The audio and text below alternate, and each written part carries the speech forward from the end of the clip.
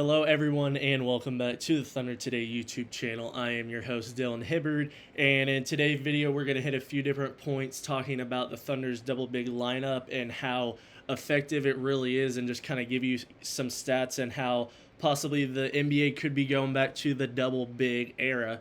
And then we'll talk about a former OKC player announcing his retirement earlier this week. We'll go over that. And it was also Isaiah Hartinstein Day in OKC, and we'll give him his own segment. And then obviously at the end, we are going to be talking about the Thunder's biggest competition and concern going into next year. Just kind of give our thoughts on what could go wrong for the Thunder, because it feels like we've been talking so much about how everything's going right. We'll kind of take it back a little bit and kind of go on the negative side of things and kind of look over who might be our biggest competition next year, if what it might be. But first off, we'll start with the double big lineup and how effective it has been for the Thunder. We really, when we got Hartenstein, we were expecting them to go double big, but we weren't expecting it to work so well. And with Hartenstein getting hurt a month and a half into the season, and then as soon as he gets back, Chet gets hurt like a week later, then he's out for the entire season. You have to think about how they didn't really get to play with each other in the starting lineup that often. And when you look at the games and stats when they did start together and when we were actually able to be fully healthy and run that double big lineup, the Thunder's net rating, their plus minus, everything you look at from a team standpoint was first in the NBA and like not even close. So that's why one thing that kind of shocked me was when we did start the NBA Finals game 1 and 2 with Wallace instead of starting the double big that has worked throughout. And I understand why you did it, just because the Pacers play a lot more small, so you don't want to go out there and run double big and cause Chet to go guard out in the perimeter because you want him lingering in the paint.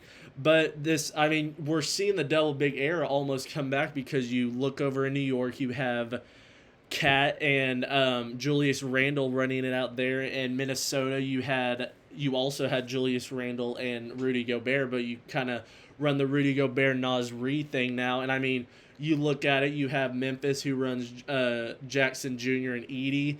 And you just, from the teams that are succeeding, you see that they're using those bigs now, compared to everybody was using small ball because it's what the Warriors were doing, and everybody thought, well, that's the way to go, because if it works for them, that's how we have to adapt by not playing the big. But now OKC has gone back in and ran the double big lineup and provided and made it pretty much where now Shea's not shooting threes. The Thunder don't shoot threes, but they get in the paint so well, and they have so much size that they cause problem. Now people are almost wanting to go back to that double big lineup just to kind of have the size now, because people have realized that not everybody can be the prime Golden State Warriors and have amazing spacing, run Draymond Green at the 5 and it work out, because you need all-time guys like Clay and all that surrounding Curry that can spread the floor and shoot lights out. And that's, I think, why it works so well. But so many people thought that that's how you had to do it, and then it ran into the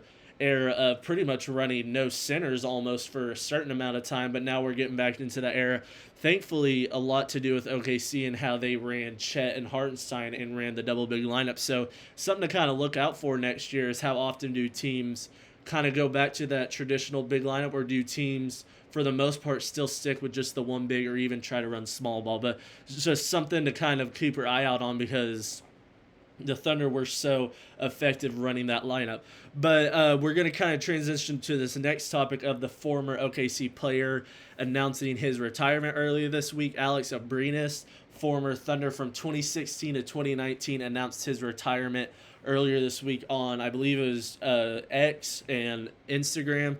Pretty much just announced a normal player announcement. He was with the Thunder for 3 seasons, from 2016, 2017 down to 2018 and 2019. And just one of those locker room guys, one of the fan favorites around that time when the teams were not as, or was the post-KD era before Russ left, when we got Paul George, kind of those years in there. He was one of those bench guys, he didn't play as much as we would remember, but he was also one of those guys, just very good locker room guy and just beloved by the city. And if you ask any of the players from that team, they always talk highly about him. Russ loved him. Steven Adams loved him.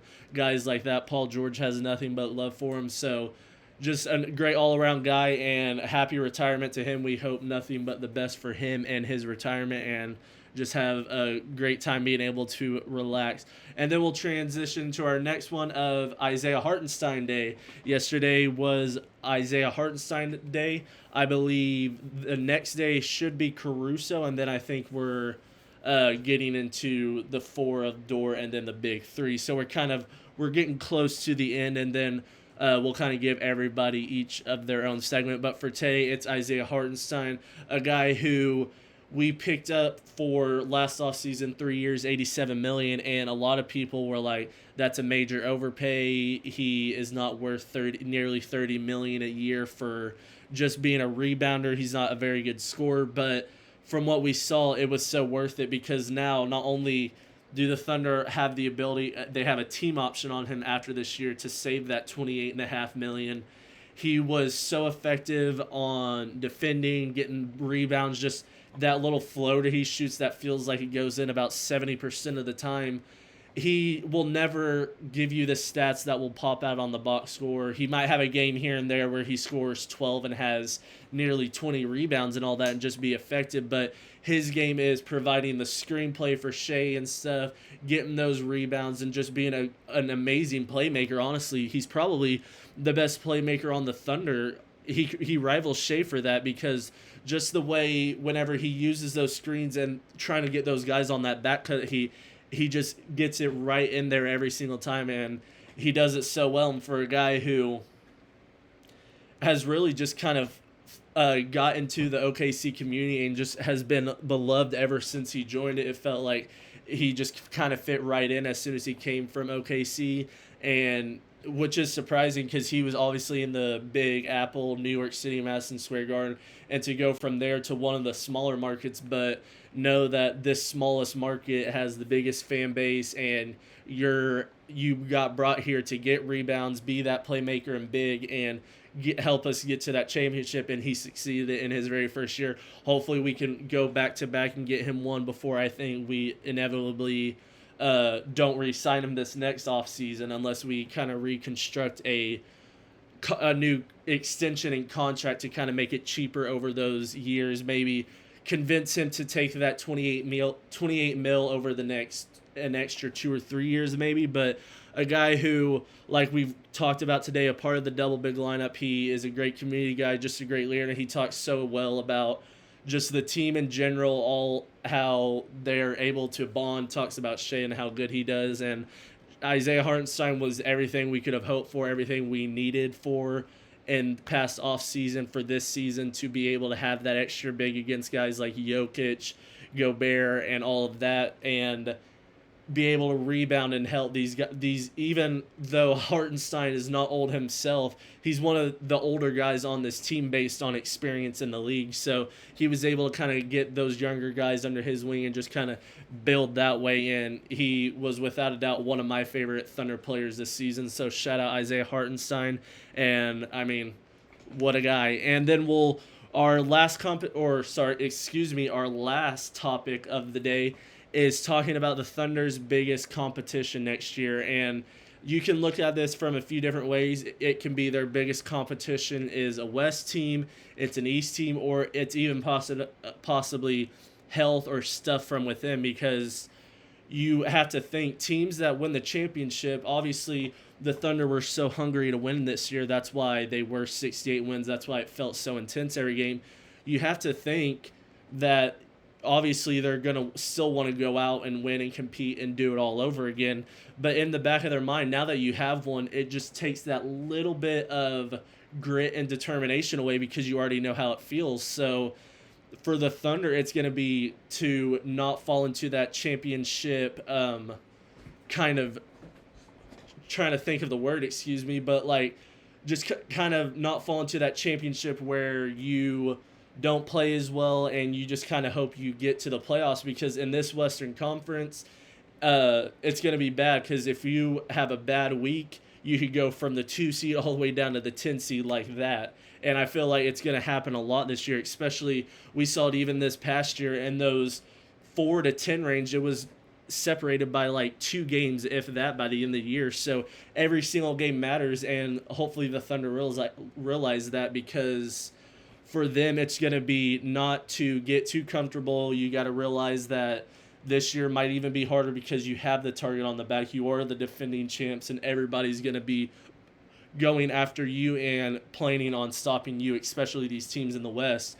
But for me, their biggest competition and concern next year, I mean, no other way, I think it lies around how the playoff seeding sets up. I think if the Thunder are able to, because I think we're on a kind of a path where, personally for me, I think the semifinals will be a mix of OKC, the Lakers, Houston, and Denver. I could obviously see Minnesota getting the Lakers again and being those, but I think those will be the 4, and I think it depends a lot on how those are set up, whether the Thunder are the 1 and getting to play the 4, maybe it be the Lakers, and the Nuggets and Rockets have to play each other to see who gets the Western Conference, or the Rockets might slip a little bit. We might get the Rockets in round 2, but for me, I think it's the Nuggets, and it sucks to say that because we've talked about the Nuggets so much and how, for the most part, that was the series that most of mainly all the players and us fans were worried about.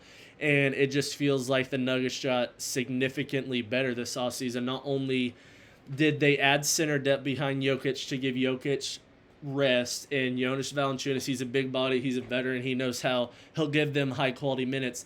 They got Bruce Brown back. He was obviously on that championship team. And then their biggest signing, a guy who was linked to the Thunder, is Cam Johnson. I think Cam Johnson was, outside of KD, the biggest name that was possibly moved this offseason, so far at least. And he is legitimately going to fit right into that Michael Porter role and just be better. I think he's going to be more efficient. I don't think he'll be as good on defense, but the Nuggets needed more offense, and I think they were more worried about getting that offense because obviously they saw that go down in the Thunder series, especially going up and having to worry about a team like the Thunder where they have the all-time defense type players out there. I mean, the Nuggets have done everything they could to build a team. I mean, you're going to have Murray. I would guess most likely you're going to have Murray, Brown, Johnson, Aaron Gordon, and Jokic. And obviously you still don't know what their bench looks like. You have Watson and Valanciunas. Hopefully they're able to go get another guy out there that can maybe contribute. Hopefully have an 8-man lineup come the playoffs for them, because obviously another big thing was just the lack of their depth and how the Thunder were able to come fourth quarter time. Their starters were so much more rested up because the Thunder were able to bring out their bench guys, where anytime the Nuggets brought out Jokic, it felt like 2 minutes later the Thunder were up by double digits and Jokic had to be back in there within a minute, because if he wasn't, it just felt like the Nuggets didn't know how to play high-quality basketball. So for me, I think without a doubt it's still the Nuggets, and I think it will be the Nuggets until maybe the Rockets prove me wrong or somebody else that kind of gets me a bit more scared. But until farther notice, I think no doubt the Nuggets are the biggest competition and will be the biggest concern for the Thunder next year, no doubt. But that'll be it for me today, guys. Let me know what you guys think down below. What is your biggest concern going into next season? Is it possibly being money situation, cap space? Is it certain other things? Is it something within the team? Let me know down below, and I will see you guys in the next video. Peace.